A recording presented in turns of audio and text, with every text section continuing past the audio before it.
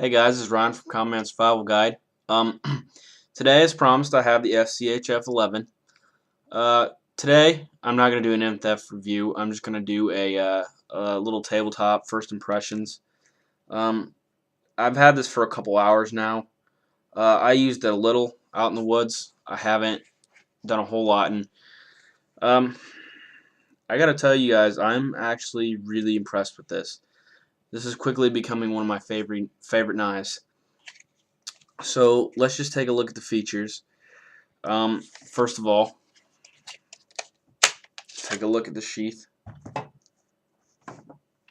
Uh, it's got a kydex sheath. It's pretty thin kydex. It's not as thick as some other stuff I've seen. It's got two just screws right here holding it in. Phillips kydex belt loop. I don't really like kydex belt loops. I just feel like they're pretty flimsy, but it does the job. It's got 4 grommets, so you can lash it to the pack. Now, I'm going to critique a couple things. First of all, there are no grommets on this side, meaning it's going to be hard to lash this to your pack.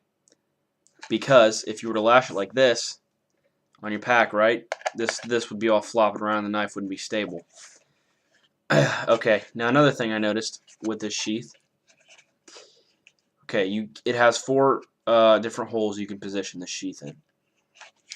However, if you were to run it vertical like this in a scout carry, I tried that, and it just hangs down way too much and it flops around too much.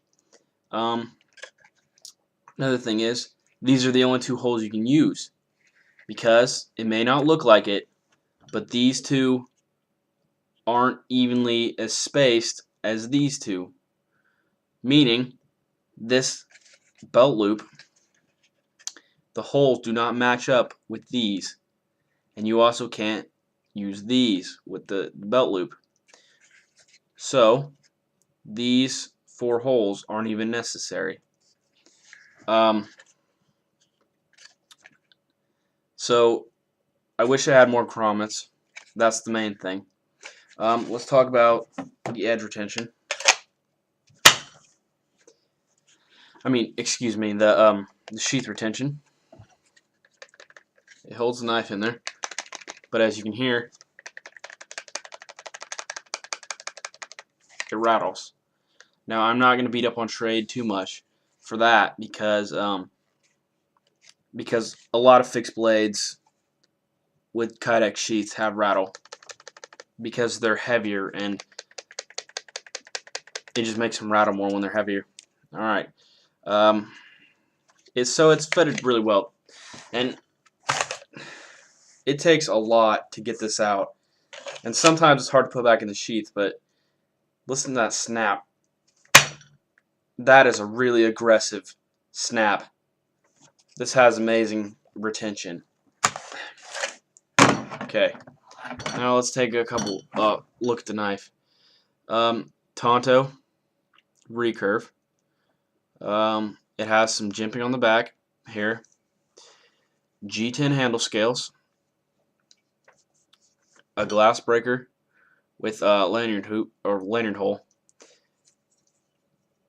Jimping up here at the spine. I'm not sure if I already said that or not. Somewhat of a choil. I'm not sure that's what it's intended for, but yeah, ergonomics. Ergonomics are great. The only thing I wish that it had was a little bit of jimping right here, the back of the glass breaker, so you can get some traction up here. But that's not that big of a deal. I like the feature right here of having a hole through the 2 bolts. That way you can lash this on a spear in a survival situation. The recurve makes it great for carving and chopping. This Tonto tip, really, really nice for piercing. It works great. It's pretty thick. I wouldn't say that's a 1/4 of an inch, maybe 3/16, but somewhere around there. I like that it's a thick knife, but they taper to a really nice point. Perfect for piercing. I'm not sure what else I can say about it already until we do the in-depth review. It doesn't feel like it has a very sharp spine, but that's okay. I do like that gray stonewash finish. That's pretty nice. Schrade, one thing is when I got this, straight out of the box, the scales were loose. That's not that huge of a deal because I just have this little Sears pocket screwdriver and I tighten the scales back up, so that's not that big of a deal, but it's quite annoying.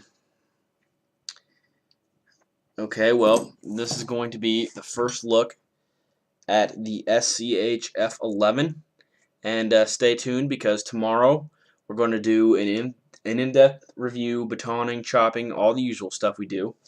Plus, my partner has a little surprise too. Not sure if you can see that or not, but right there, that's the next one we'll be reviewing tomorrow too, is the SCHF14. So stay tuned for that, and thank you guys.